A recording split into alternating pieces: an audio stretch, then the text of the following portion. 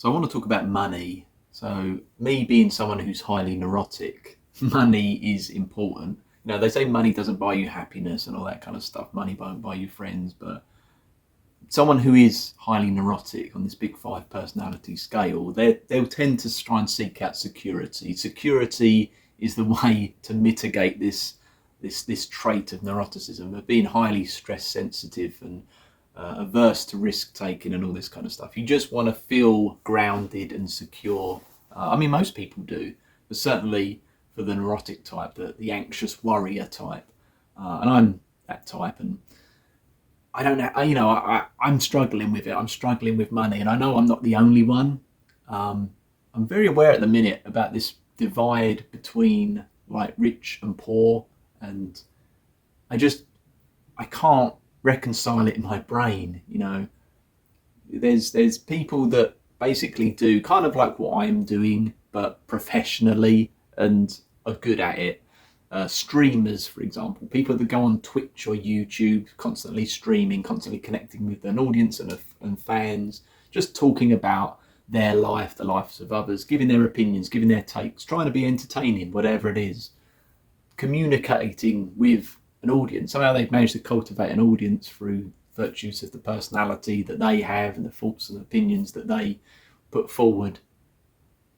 And people like that, they can get millions and millions of dollars in income every single year. I highlight streamers specifically, or YouTubers, because I'm on YouTube. That's what this is. Of course, there's the businessy CEO types which can do the same. There's people that run their own businesses, and they know what it's like to get tens of millions a year as well.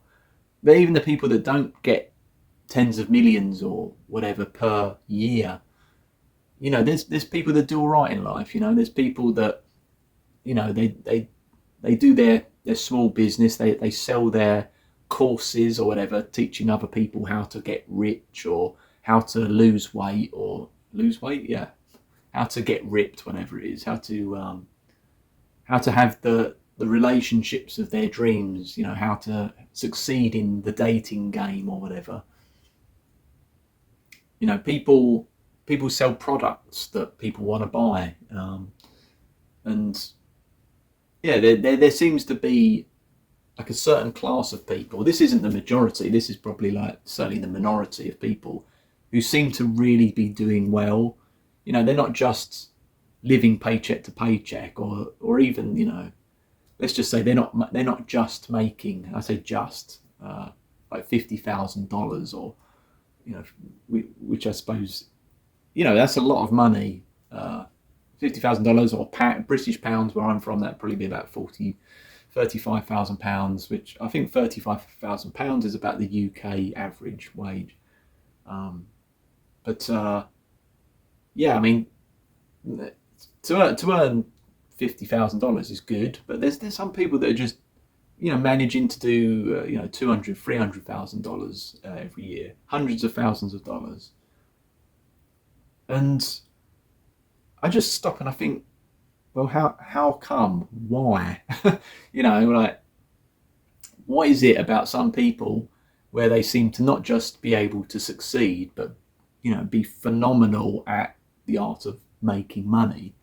I think a lot of it does come down to personality.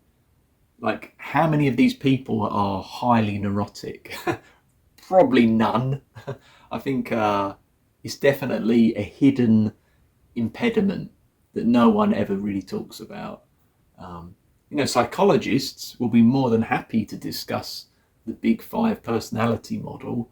The likes of Jordan Peterson and other big sort of known YouTube speakers, they'll talk about personality traits and stuff like that, because it is really important. I think when you get to the bottom of things, that underpins everything. The type of person you are, for the most part, is going to dictate how your life ends up panning out. And it's very then distressing when you sort of think, oh shit, I've been dealt this hand. If life was a game of poker, you've been dealt a hand of cards and you've got to play them as best you can, and bluffing with a really shit hand can only get you so far. Sometimes you can win, but it helps to have been dealt a better hand, or at least something that's not atrocious. And I think I've got a bit of a sort of, I'm going to call it bitterness towards this idea that if I come on the internet and I say the trouble is I'm suffering from I don't know if I'd call it a personality defect, but certainly a certain type of personality that's making it harder for me to succeed in life, no one would give that argument any credence. People would say, shut up, you're making excuses, just get on with it. Personality traits or not, it doesn't matter. What matters is putting in the work, or whatever it is. I don't think that's entirely true. I know what it's like to work hard and put in the hours, and just not get anywhere. I mean, this is a complicated issue between people that have money and people that don't. Because like I said, I think a lot of it comes down to personality traits. If you are someone who's more willing to take risks, then you're more willing to have success. Equally, you're probably more willing to completely fuck up and mess your life up and be living in a gutter right now. So it swings and roundabouts. And the thing is as well, there's obviously this survivorship bias that people don't consciously think about, whereby you see the survivors and then you think, well, that's just representational of regular people, right? But no, you see the people that are succeeding, you see the people that have the things, but you don't get to see the hundreds of thousands of people that chased the thing but didn't get the thing. When it comes to something like money, I'd imagine that most people have tried to figure out a way to get more of it. Most people's goal in life wasn't just to kind of fall into the system of, going to school, getting good grades, having a job, and just being content in that job and working that job until the day you die. Some people, and certainly in the past, that was just kind of what was expected of you, and everyone kind of got on with it and just did that. But I think because of the internet, it's opened up this whole new world to people being out there doing something like streaming on Twitch or YouTube and making millions and millions of dollars just talking. The sort of thing you would do with your friends, in a bar or pub on a Friday night. But people are finding ways to monetize that. And that as an example, you start to think, so if you can make money just talking to a camera, well, you should be able to just make money pretty much doing anything. If you can find a way to monetize whatever the hell you're doing, then there's money to be made everywhere. And there's so many examples of people that they'll use YouTube to sell their gardening products or their fishing products or their knitting products, or their makeup, their fitness products, whatever the hell it is. Everyone seems to be an entrepreneur now, and everyone seems to be making money now, and it's a very weird time to live in. Because when I say everyone seems to be doing it, yeah, they seem to be doing it, but I'm also aware of the fact that they are the minority. But like with YouTube, the cream of the crop, it rises to the top. Your news feeds, the things you're exposed to, are going to be the people who are successful. There's probably, for every one video out there on YouTube that gets 1 million views, or even like 10,000 views, there's probably 100,000 little YouTubers like me that are going to get 1 or 2 views per video, and you don't get to see them. And it's kind of funny that I'm saying this, kind of knowing that this video itself is going to represent that fact. But there's just there's stuff going on in the world, and you feel as though you're missing out, that you should be a part of it, that you too should be making big bucks, that you too should have the lifestyle of those that are making big bucks. Not even big bucks, but, you know, that are doing decently. Like, I think most people feel like they should have a car, and a car that's maybe, you know, no more than 3 or 4 years old. You know, something that would have cost $20,000 to $40,000, you know, or pounds, whatever. Most people feel like, yeah, I should have that. I should have a big 70-inch TV. I should have the latest gaming console or gaming PC that can run the latest games. I should be going on holidays and vacations 2 to 4 times a year, you know, and these trips should be, you know, I should be willing to and able to spend, you know, $5,000 per time on each of these. You know, I should have a collection of things, you know, whatever my hobby is.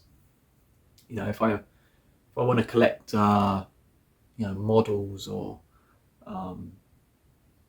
video games or ornaments, I don't know, whatever you want to collect, books. Yeah, I should have a massive collection of like signed books or something, because, you know, there's channels on YouTube from dozens of YouTubers that talk about book collecting and signed editions and all this kind of stuff. So I feel like we all feel like we should have all of this, and then when you don't have that, when you don't even have one of those things, like, I think it's very easy to feel like absolute shit. And it's not just because you want what other people have for virtue of the fact that they have it, but some of the things people have, you genuinely would want. You know, it would be nice to have a car that doesn't constantly break down, that just, you know, things that just work, you know. Like, I don't have a ton of money, so when I buy a product, even if it's an expensive product, like I bought a new graphics tablet recently, cost hundreds and hundreds of pounds. I still had to buy a used one, a second-hand one that, you know, turned out to have more problems than even I anticipated. And yeah, it wouldn't have had those problems if it was new, and if it was, I could have just sent it straight back to the manufacturer, got a refund, no questions asked. But that's the thing, you know, I have to buy, you know, like second-hand used goods all the time, and then you find out, you know, that they're not quite as good as they seem, that they develop problems, and then when problems happen, you know, you have to spend extra time resolving them. That's time that you know, you would otherwise like to spend either earning more money or just enjoying life and not dealing with problems. So being poor, you kind of get stuck in just a life of added stress, you know, because, yeah, you can't afford to buy the latest things that are gonna just make your life easier. You know, perhaps having a collection of signed books, you know, isn't a good example, because you don't need that. You know, but like I say, with something like a car, if, you know, you drive to work or you need to get around, you know, you need a car. But you don't want one that constantly has problems, that, you know, has leaky coolant tanks and, you know, exhausts with holes in, and, you know, yeah, just weird rattles and stuff, where you kind of feel stressed knowing that an entire engine failure is potentially imminent, and then you're going to have to buy a new vehicle. But what can you do? You know, just not having money just perpetuates just the stress, because you're having to put up with just shit products, basically. You're having to make do with everything, and you know in the back of your mind, like, oh, wouldn't it be good to finally, you know, fix up this kitchen of mine and get like a new oven that doesn't have this weird thing where the oven doesn't actually work properly or whatever. And yeah, it's just a weird life to know that the people you sort of seem to come across, certainly on the internet, don't have any of these issues. You know, if they need a new oven for their kitchen, just go out and buy it, you know. And I think a lot of people, especially on YouTube, will even try and portray themselves as being poorer and less affluent than they are, because, you know, if you brag about your wealth, or, you know, show that you've got cash, people don't like you as much, basically, because they feel jealous, they feel resentful that they don't have those things. So yeah, it's not having money is stressful. And I think when you're highly neurotic and you don't have money, you don't have security, it just amplifies it.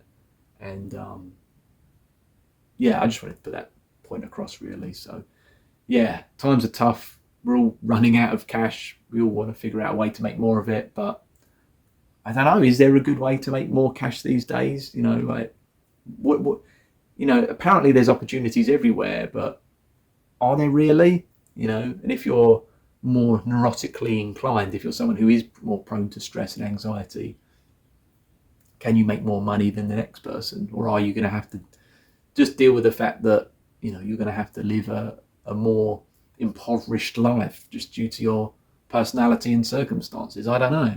Anyway, just some food for thought there. Hope to see you again in a future video, and I'll leave it there.